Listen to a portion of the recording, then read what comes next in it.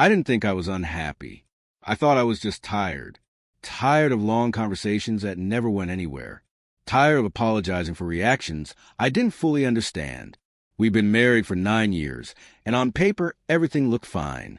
No yelling. No cheating rumors. People told us we were solid.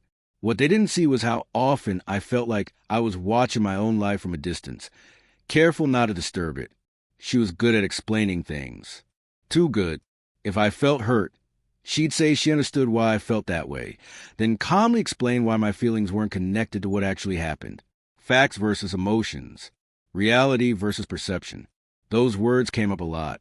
Over time, I stopped trusting my perception. It felt safer to borrow hers. She always sounded so certain, so composed. I didn't realize certainty can be a weapon when only one person is allowed to have it. The first warning sign wasn't her behavior. It was how often she corrected my memory. Small things at first. That's not how I said it. You're remembering that wrong. She never sounded angry, just confident. I laughed it off until I noticed I was starting to ask her if my memories were right before finishing a story. That should have scared me. Instead, I told myself this was what good communication looked like. Checking facts, staying accurate, being fair. I found out about the affair in the most unremarkable way. I was scrolling through a shared email account looking for a receipt when I saw a thread I didn't recognize. No flirting, no explicit photos, just warmth, familiarity, inside jokes that clearly came from time spent together. When I asked her about it, she didn't panic. She sighed and said she wished I wouldn't jump to conclusions, that it wasn't cheating. It was emotional support she couldn't get from me anymore. The confrontation felt upside down. I was trying to explain why it hurt, and she was explaining why my hurt was misplaced. She said I'd made it hard for her, to be honest, that she'd felt emotionally alone for a long time. My pain became proof of her point. The more emotional I got, the calmer she became. By the end of the conversation, I was apologizing for my tone, for my assumptions, for making things harder. That was the moment I realized something was deeply wrong. I just didn't know what to call it yet. The days after that conversation felt strangely quiet, not peaceful, muted.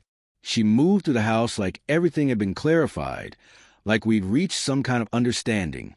I felt like I was walking on thin ice, careful not to bring anything up that might restart the conversation. When I did try, she'd say we were relitigating the same issue and that it wasn't healthy. She suggested I focus on self-regulation, on journaling, on why I reacted so strongly. At no point did she suggest changing her behavior. My discomfort had officially become my responsibility alone. The first real twist came when I realized she'd already shared her version of events with other people. A friend asked me how I was doing emotionally lately, in a tone that made it clear they already had an opinion. Later, I learned she'd told them I'd been struggling with insecurity for a while, and that she was trying to be patient. It wasn't entirely false, but it was carefully framed. Any emotion I showed now didn't look like pain. It looked like confirmation. I felt like I'd stepped into a story where my role had already been assigned. I asked her if she was still talking to him. She said yes, but only when she needed perspective. When I said that hurt, she accused me of trying to isolate her emotionally. She said I was turning my feelings into ultimatums. That trust couldn't exist under pressure. I remember sitting there, stunned by how easily the conversation flipped. My boundary became control. My pain became manipulation. I started to wonder how often this had happened before, without me noticing. Another twist surfaced quietly. I noticed she started keeping notes about our conversations. Dates, phrases, summaries. When I questioned her memory of something she'd said, she'd quote me back to myself, slightly off but confident. I began doubting my own recollection. I started writing things down too, not to win arguments, but to stay grounded. That scared me more than the affair. I wasn't just hurt anymore. I was unsure of my own reality. The moment I stopped explaining myself, everything shifted. Her calm cracked into irritation. She accused me of shutting down, of being emotionally unavailable. The same behavior she once praised as mature was suddenly framed as cold and punitive. Watching that switch flip was clarifying. It showed me the rules had never been about communication or growth. They were about predictability. As long as I stayed manageable, everything stayed calm. The moment I wasn't, the calm disappeared. Leaving didn't feel like a dramatic choice. It felt like admitting something I'd been avoiding for years. I realized I was spending more energy managing my reactions than actually living. When I told her I needed space, she said I was running from discomfort. That growth required staying and doing the hard work. I didn't argue. I packed a bag and stayed with friend. That first night was unsettlingly quiet. No conversations to prepare for. No explanations to rehearse.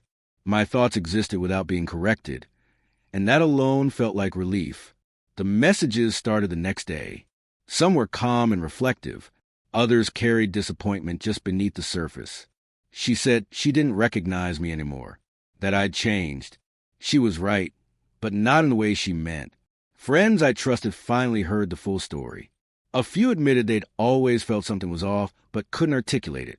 One said, "You always sounded like you were defending yourself." Hearing out loud was painful, but it made everything click. I had been defending myself, constantly. Therapy didn't give me answers right away. It gave me language. I talk about the affair, but more about how every disagreement ended with me questioning my own reactions. My therapist pointed out how often I described myself using her words. Sensitive, reactive, difficult. When asked if those labels felt true outside the relationship, they didn't. That realization hurt more than I expected. It meant I wasn't broken. I'd been adapting. The grief wasn't just of marriage, but for the years I'd spent doubting myself to keep things calm. When we finally talked about separating, it was strangely composed.